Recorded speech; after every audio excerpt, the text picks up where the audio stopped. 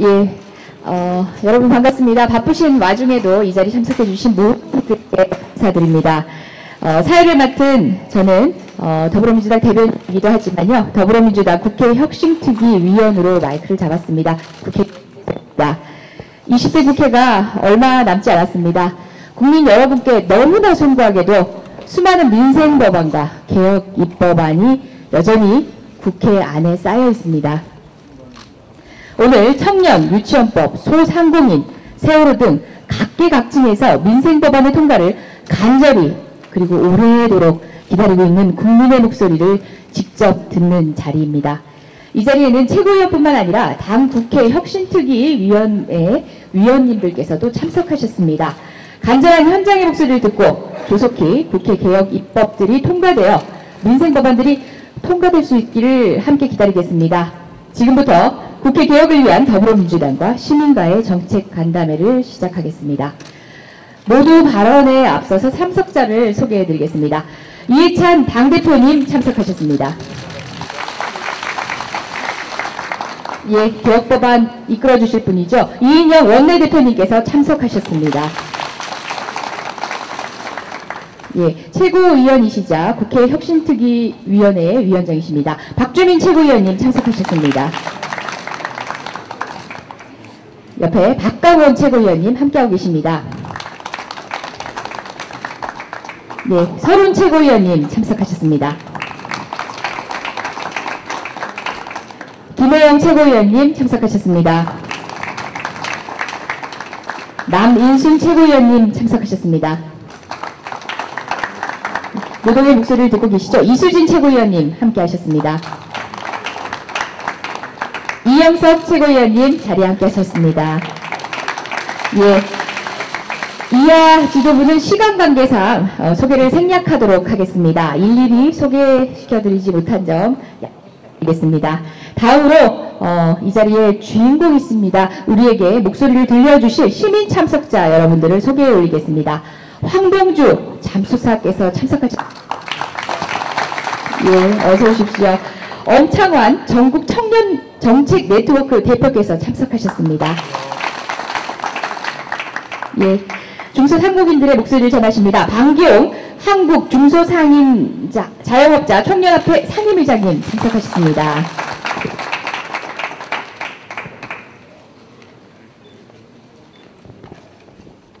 예, 가맹정주 여러분들의 목소리를 대표하십니다. 이재광 전국 가맹정주협의회 공동대표께서 참석하셨습니다. 그리고 유치원 3법 관련 시민사회 활동을 하고 계시죠. 김경희 참여연대 사회복지위원회 간사께서 참석하셨습니다. 예, 먼저 모두 발언부터 듣도록 하겠습니다. 이해찬 당대표님의 발언이 있겠습니다.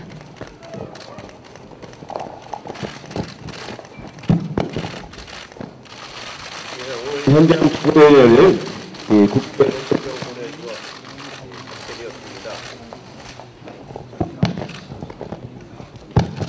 오늘 현장 최고위원회 회의를 어텐도 되었습니다. 제가 300원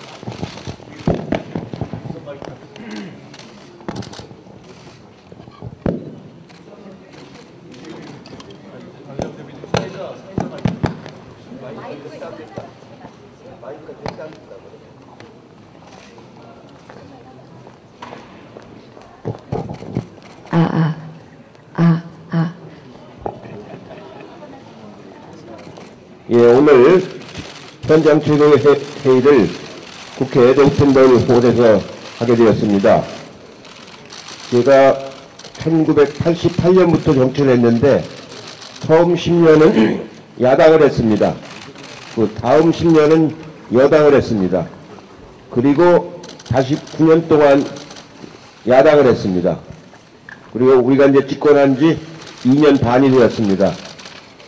제 경험으로는 지난 2년 반이 아주 어려웠던 시기라고 생각이 됩니다. 거의 법안이 20대 국회에서 통과율이 30%도 안 되고 내사 청문회를 통해서 한 번도 제대로 장관들을 청문절차를 통해서 정상적으로 임명한 적이 거의 없습니다. 그러면서 그렇게 불신임을 많이 받았다고 하는데 불신임을 많이 받은 이유가 야당이 그렇게 발목 잡기를 했기 때문입니다. 오늘 여기서 우리가 현장 최고를 가진 것도 이런 국회를 더 이상 둬서는 안 되겠다라는 그런 판단이 있어서 현장에서 얘기를 합니다. 사실은 이렇게 좋은 시설에서 국민들이 요구하는 법안이라든가 정책이라든가 예산을 제대로 처리하지 못해서 아주 최악의 국회라고 하는 20대 국회를 이게 불과 반년밖에 남지 않았습니다. 그나마 선거가 있기 때문에 사실상 올 12월이면은 거의 국회가 끝난다고 봐야 될 것 같습니다. 남은 두 달 동안이라도 지금 계류 중인 법률, 정책, 예산 이런 것을 최대한 많이 처리를 해야 됩니다. 우리 나중에 박주민 최고께서 국회개혁특위위원장께서 말씀을 하시겠습니다만 이런 국회를 국민들이 세세히 다 알면은 국회의원을 왜 뽑느냐 하는 그런 회의까지 생길 거라고 생각이 됩니다. 앞으로 남은 국회 동안 최선을 다해서 하겠습니다. 국회를 근본적으로 국회법을 고쳐서 개혁하지 않으면 안 됩니다. 국회 선진화법을 만들어 놓고도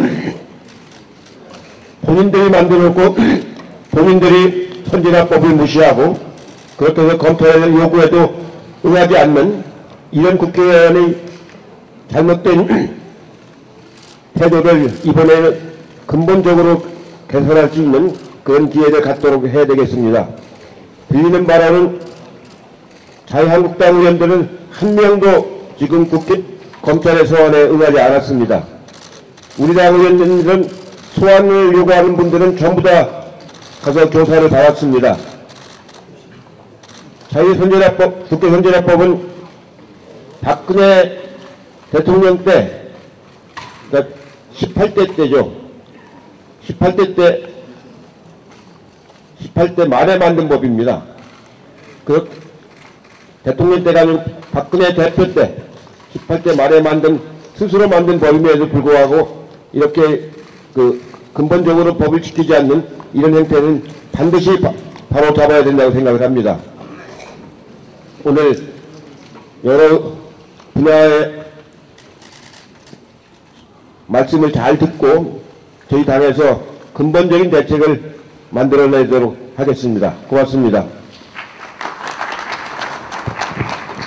예, 대표님께서 말씀 주신 대로 이곳은 현장입니다. 현장 최고입니다. 바로 이 백드롭 뒤에 있는 국회 본회의에서 종지부를 찍어야 하는 상황입니다. 그 목소리를 지금 시민들 이곳에 참여하신 목소리를 이 백드롭 너머로 전해주실 분입니다. 이인영 원내대표님의 말씀 듣도록 하겠습니다. 네, 오늘 함께해 주신 분들께 감사드립니다. 더불어민주당 대표 이인영입니다. 국회 혁신의 현장은 바로 이곳 본회의장이라고 생각합니다. 오죽하면 우리 스스로가 매를 들어서 국회 혁신의 목소리를 외치겠습니까? 더 이상 잠자고 있는 국회, 일하지 않는 국회의 모습을 우리 스스로가 과감히 벗어 던져야 할 때라고 생각합니다. 얼마나 많은 국민들의 꿈이 이곳을 향하고 있고 또 얼마나 많은 국민들의 간절한 열망이 이곳 국회 본회의장을 향하고 있는지 스스로가 돌아봐야 할 때라고 생각합니다. 상습적인 보이콧을 할 것인지 아니면 일하는 국회의 모습을 보일 것인지 정쟁 국회의 모습을 끝없이 반복할 것인지 아니면 민생 국회 본연의 모습을 우리 모두가 함께 되찾을 것인지 결단해야 할 때라고 생각합니다. 미국의 의회는 1년에 150일을 본회의를 엽니다.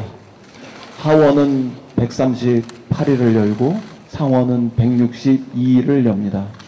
그에 반해 우리의 본회의 개최 일수는 아주 빈약합니다.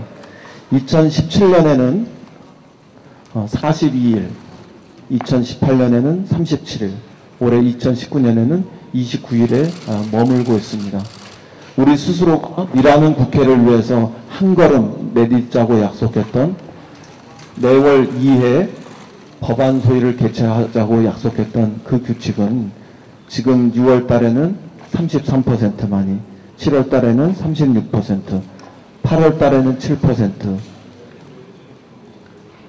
그리고 9월 달에는 16% 이렇게 빈약한 실적을 보이고 있습니다.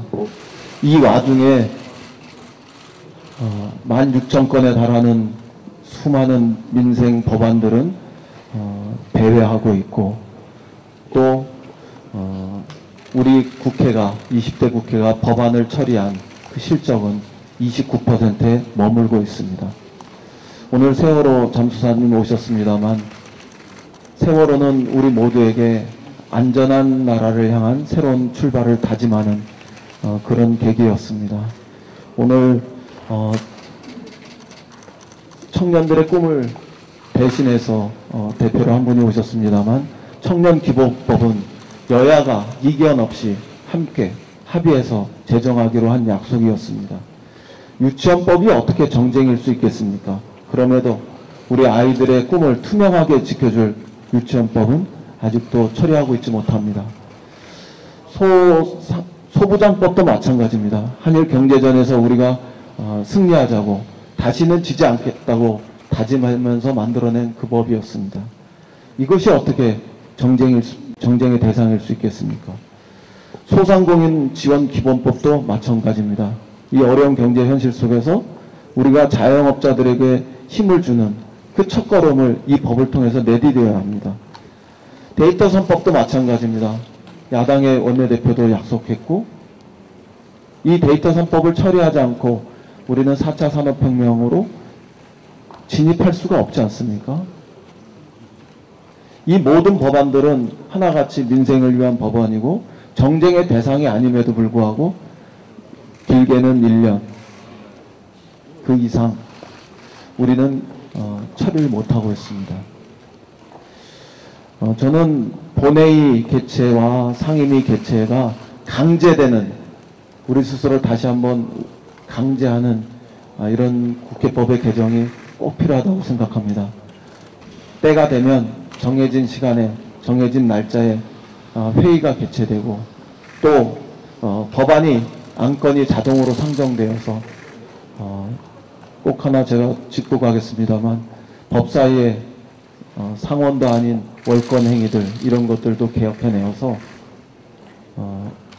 다시는 우리 국회에서 수많은 민생 법안들이 정쟁의 발목이 잡혀서 처리되지 못하는 일이 없도록 지금 결단해야 한다고 생각합니다. 조금 이따가 일하는 국회를 위한 수많은 구체적 우리 박주민 최고위원께서, 박주민 위원장께서 말씀 주시겠습니다만, 지금이 바로 결단할 때다, 이렇게 생각합니다. 20대 국회가 21대 국회로 가는 이 과정에서 마지막으로 그래도 일하는 국회에 씨앗 하나는 심을 수 있는지 없는지 그 시험대에 들었다고 생각합니다. 남은 6개월 동안에 반드시 국회를 혁신해서 우리 국민들의 희망이, 우리 서민들의 꿈이 이곳 국회에서 다시 결실을 맺을 수 있도록 적극적으로 노력하겠다, 이런 약속 드립니다. 오늘 함께 많은 그 시민들께 감사드리고 말씀 하나하나 가슴에 딱 새겨서 반드시 실천하겠습니다. 감사합니다.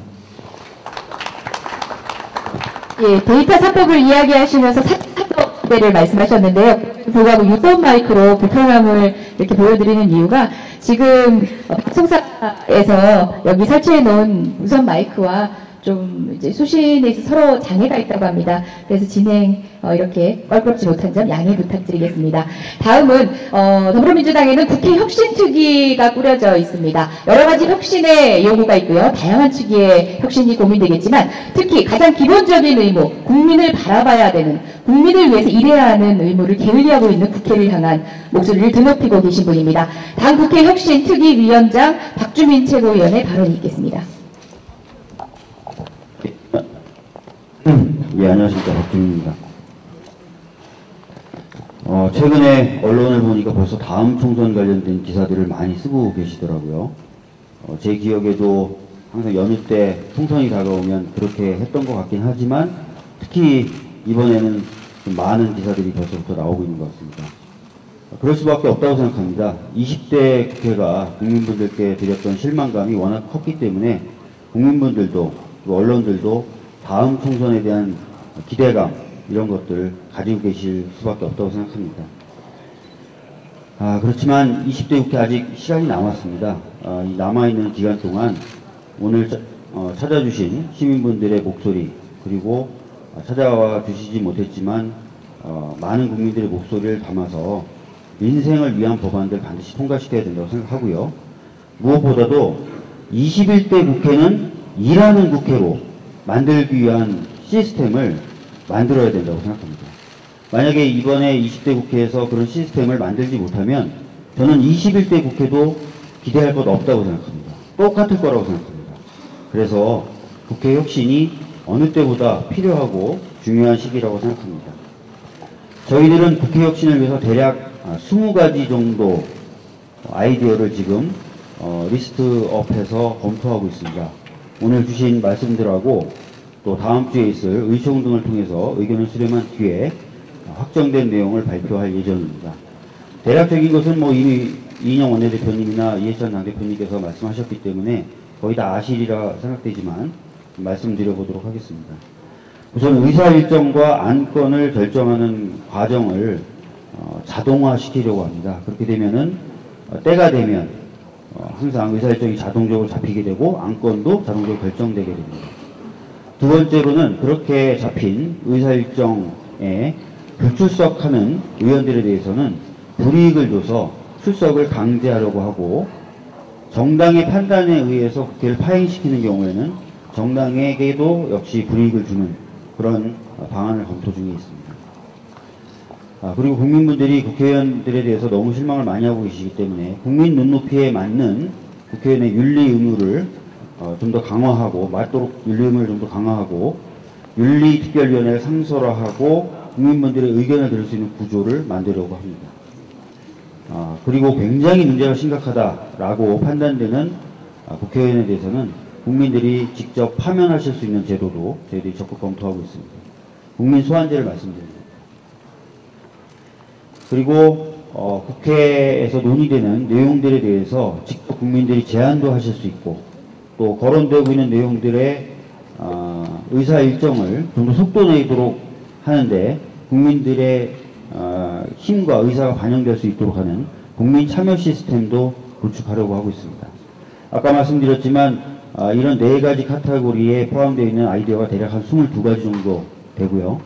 이것들을 오늘 주신 말씀들, 다음 주에 저희 의총을 통해서 나온 의견들 통해서 확정하고 다듬어서 발표하고 추진해 나가도록 하겠습니다. 다시 한번 말씀드리지만 이번 20대 국회에서 국회가 일하도록 하는 시스템을 만들지 못하면 저는 21대 국회도 똑같을 거라고 생각합니다. 여기 오신 기자 여러분들도 많은 관심 가져주셨으면 좋겠습니다. 감사합니다. 예, 국민의 목소리는 현장에 있고 현장에서 들었어야 할 목소리입니다. 그럼에도 불구하고 정말 분노의 마음 그리고 좌절의 마음으로 이곳 국회까지 달려오신 시민 여러분들의 발언을 듣도록 하겠습니다.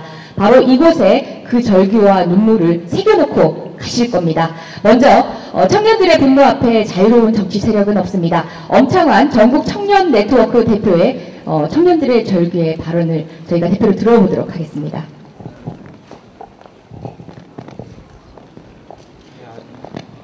안녕하세요. 저는 이행기 청년의 불평등 문제를 지역 간 연대와 교류로 해결하려고 노력하는 전국 청년정책 네트워크의 엄창환입니다. 저는 오늘 청년기본법의 연내 제정과 사회에 반응하는 국회를 기대하면서 이 자리에 섰습니다. 청년기본법안은 20대 국회에서 가장 오래 개교된 법안이기도 하고 작년에 국회 청년미래특별위원회를 통해 여야 합의안이 도출했음에도 불구하고 20대 국회 마지막까지 청년들은 마음을 졸이면서 기본법의 제정 여부를 지켜봐야 하는 상황을 맞이하고 있습니다. 지난 3년간 청년기본법 제정을 위한 청년단체 연석회의라는 단체에서 함께 활동하면서 이견이 없다, 곧 제정될 것이다, 여야간 쟁점사항이 아니다 라는 이야기를 간담회를 통해 수도 없이 들었던 것 같습니다. 하지만 정당들이 정쟁의 근거로 청년을 호명하는 강도에 비해서 국회 내 입법이나 예산 과정에는 항상 청년 의제는 후순위로 밀리는 모습이 다수고 때로는 국회 자체가 열리지 않아서 논의가 진행되지 않는 모습을 봐왔던 것 같습니다.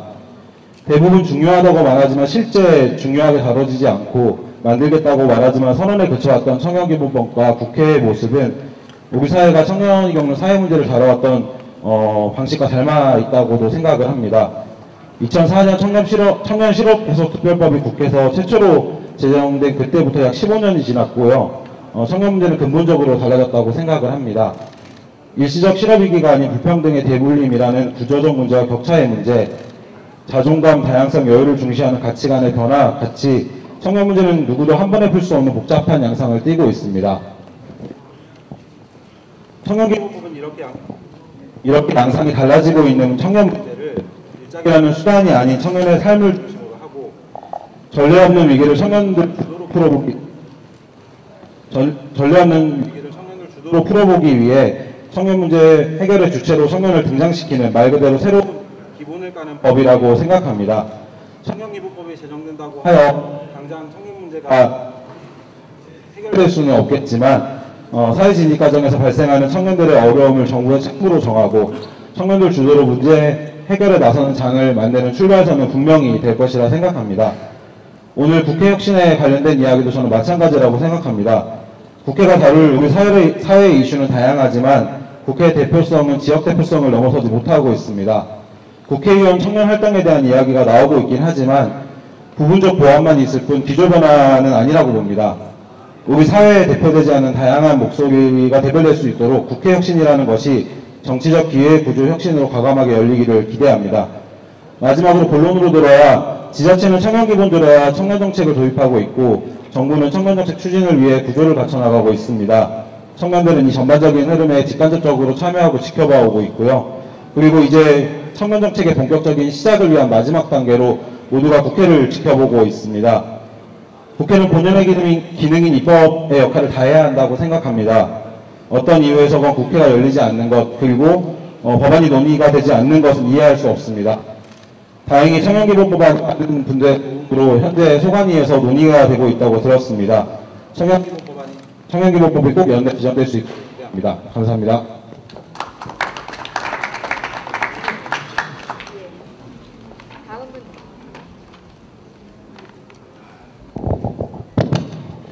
예, 진행 매끄럽지 못한 점 다시 한번 양해 부탁드리겠습니다. 다음은 세월호입니다. 그저 잊을 수 없다가 아니라 그저 아프다가 아니라 해야 할 일이 여전히 남아있는 세월호입니다. 황병주 잠수사님 모시고 발언 듣도록 하겠습니다. 안녕하십니까. 저는 세월호 참사 당시 민간 잠수사로 활동했던 황병주 잠수사입니다. 최근 뉴스를 보니 세월호 참사 때 생존이 추정되는 희생자를 헬기가 아니라 수차례 배를 갈아태우고 4시간 41분이나 걸려 병원에 이송했다는 발표를 들었습니다. 사고 현장에서 수색과 구조가 얼마나 엉망이었는지 보여주는 극적인 비극 사건이라고 생각합니다.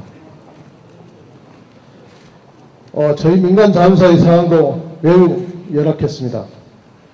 두세 달간 하루 24시간 계속 대기하며 목숨을 걸고 잠수를 했고 그 결과 여러 자선원들이 본업을 할 수 없는 건강 상태가 되는 등 각종 고통을 받고 있습니다.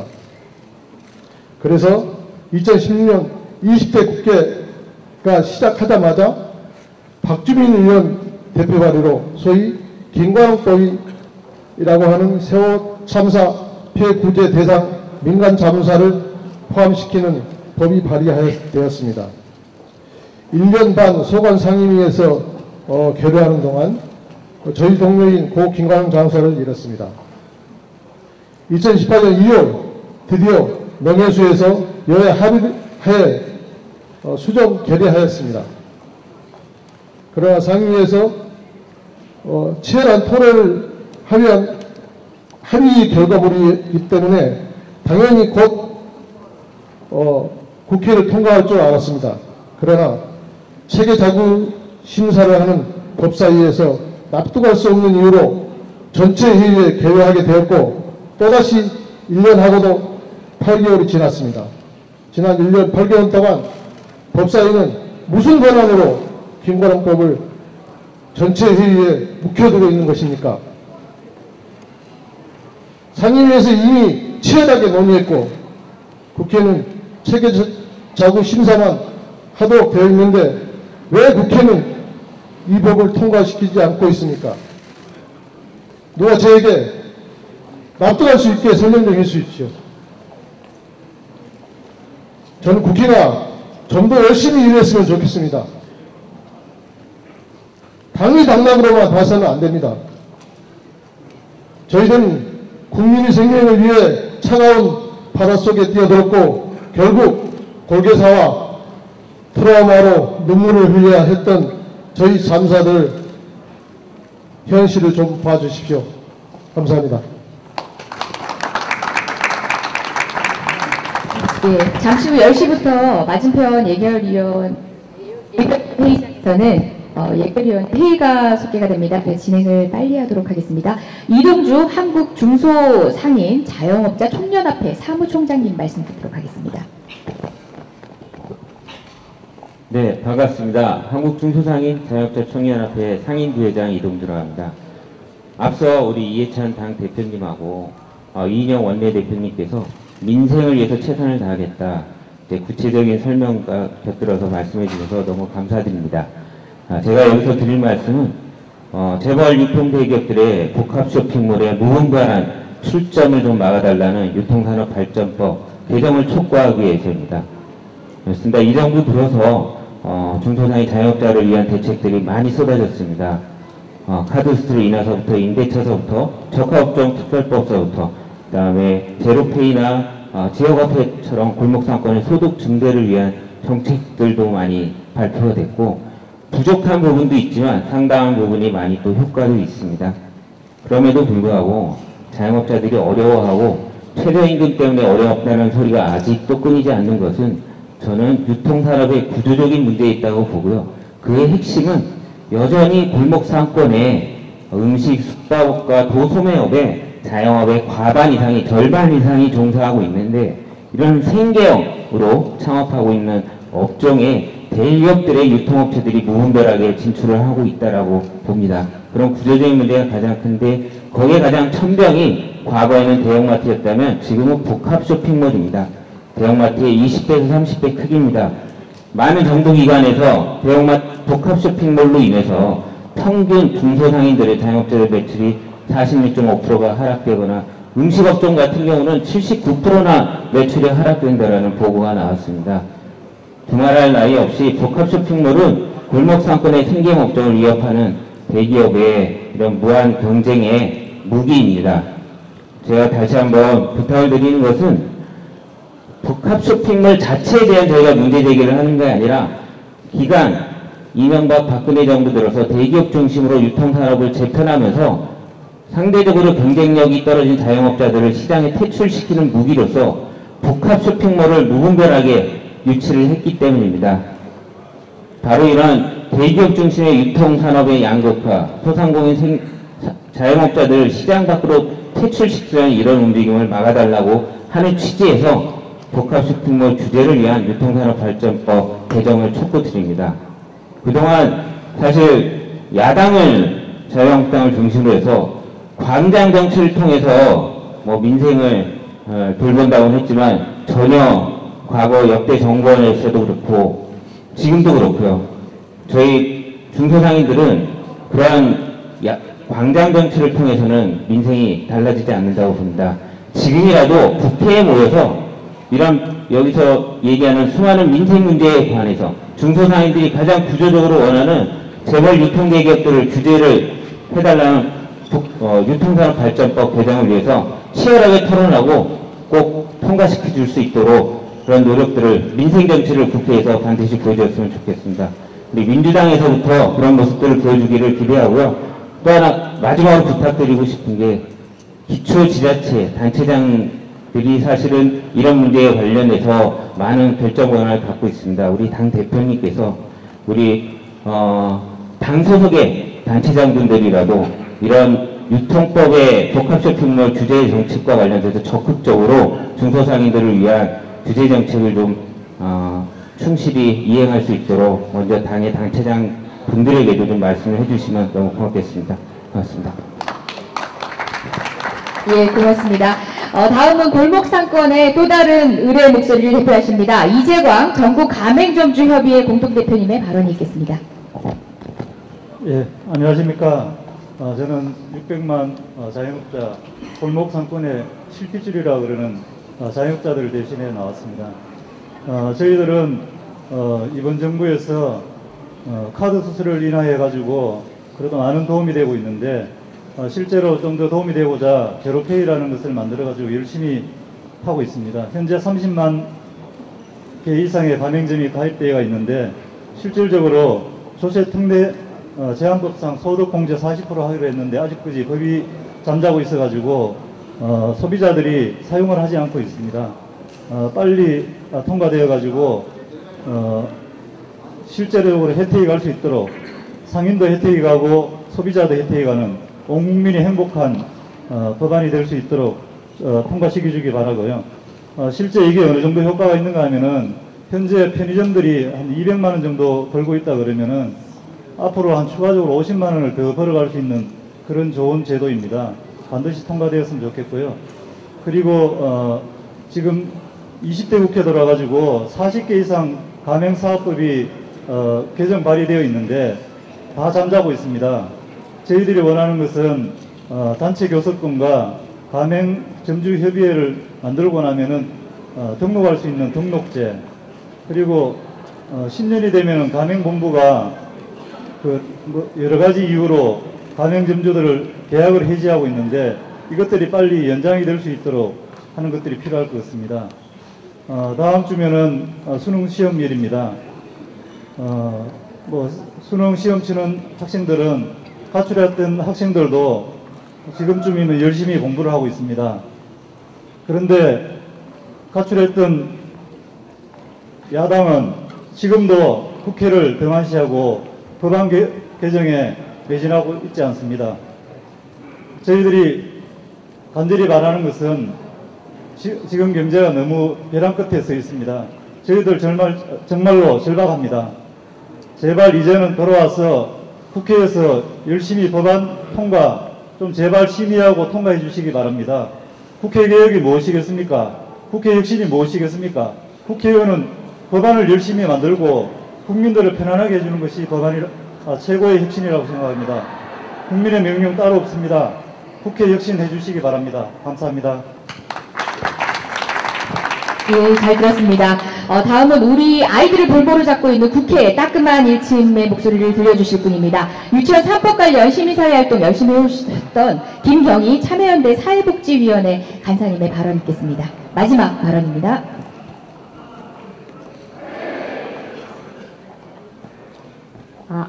안녕하세요. 참여연대에서 활동하는 김경희입니다.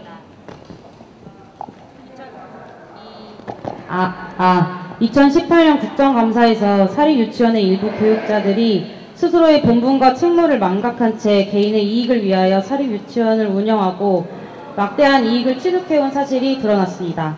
이에 아이를 믿고 맡겼던 유치원에서 일상적으로 비리가 발생하고 그 피해를 고스란히 아이들이 입고 있었다는 것에 부모와 교사뿐만 아니라 모든 아이들의 행복한 삶을 지켜주고 싶은 시민들은 분노했고 정부 당국에 분명한 조치와 재발 방지를 위한 법안 개정을 요구했습니다. 유치원 3법은 시민의 입장에서 볼 때 관련 규정이 없었다는 것이 더 놀라울 정도로 아주 상식적인 내용입니다. 유치원 회계가 투명하게 이루어지고 유치원에 속한 수입이나 재산을 교비 목적으로만 사용하도록 하며 아이들이 제대로 된 밥을 먹을 수 있도록 하는 유치원 3법은 유치원 비리 근절을 위한 최소한의 통제장치입니다. 이 법의 통과가 온 시민의 관심사가 되었으나 한국유치원총연합회 소속 원장들은 반발했고 자유한국당 소속 교육위 국회의원들은 한유총을 비호하며 법안 심사에도 불성실한 태도로 지연시켜 시민들의 분노는 더욱 커졌습니다. 유치원 3법은 신속처리 안건으로 지정되었지만 신속처리라는 이름이 무색하게도 1년이 지나버렸습니다. 유치원 3법을 통과하는 요구하는 기자회견에 한 학부모님을 좀 요청을 했는데요. 그 학부모님은 이미 유치원 3법이 통과된 줄 알았고 너무 당연한 내용이 통과되지 않았다는 사실에 너무 놀랍다고도 말했습니다. 저 또한 1년 동안 이 과정을 지켜본 한 시민으로서 너무 고통스러웠습니다. 유치원은 학교로서 공공기관이며 정기적인 공공감사의 대상입니다. 유치원은 당연히 이러한 지도, 감독, 감시를 받아야 합니다. 그러나 한유총은 교육부의 국가회계관리 시스템 에듀파인 도입에 아이들을 볼모로 개학 연기를 시도하고 집행정지를 신청하는 등 여전히 유아교육 공공성 강화를 거스르는 시도를 계속하고 있습니다. 한국은 유치원을 다니는 유아 중에 75%가 사립유치원에 다닙니다. OECD 국가 중에 3, 5세 아동의 국공립 취업률이 66.9%인 거에 비해서 한국의 공적 역할은 너무 낮은 수준입니다. 보다 못한 시민들이 또다시 유치원 3법 통과를 촉구하는 시민행동에 나섰습니다. 이제까지 우리 시민들이 바라는 것은 모든 아동이 행복하게 자랄 권리를 보장받는 것이었습니다. 질 나쁜 재료로 만든 부실급식, 그리고 적정하지 못한 교구와 체험학습장에서 아이들의 행복을 기대할 수 없습니다. 유치원 3법의 통과가 절실합니다. 유치원 3법을 시작으로 모든 아동에게 양질의 교육을 제공하기 위한 국가의 책임을 강화해야 합니다. 또한 유치원과 동일한 연령의 아동이 이용하는 어린이집에서도 공공성은 더욱 강화되어야 합니다. 뿐만 아니라 홈리스 시설, 노인 장교요양 시설의 비리와 학대 등 인권침해 문제가 지속적으로 발생하고 있습니다. 사회서비스 이용자인 시민들의 권리가 심각하게 침해되고 있는 상황입니다. 시민의 삶과 직결된 비리 근절과 공공성 강화를 위한 정책적 노력에 남은 국회 기간 동안 총력을 다해주실 것을 부탁드립니다. 마지막으로 본회의 법안 표결변에 있는 국회의원 선생님들께 유치원 3법 통과를 찬성하겠다는 인증샷 캠페인에 함께해 주시기를 부탁드리며 발언 마치겠습니다. 예, 이로써 국회 개혁을 위한 더불어민주당 현장 최고위 공개회의를 마칠 텐데요. 마지막으로 짧은 구호 하나만 하겠습니다. 제가 일하는 하면 국회로, 민생 국회로입니다. 앞에 예결위원회 회의가 개최되고 있으니까요. 큰 목소리는 아니더라도 결연한 의지를 담아서 해주시기 바랍니다. 예, 모두 일어나 주시기 바랍니다. 자, 일하는 민생 국회로! 예, 고맙습니다. 이 자리에 함께해 주신 모든 분들께 감사드리겠습니다. 이로써 일하는 국회로, 그리고 민생을 살리는 국회로, 신뢰받는 국회로 국회개혁을 위한 더불어민주당 현장 최고위원회 공개회의를 마치도록 하겠습니다. 기자 여러분 고맙습니다.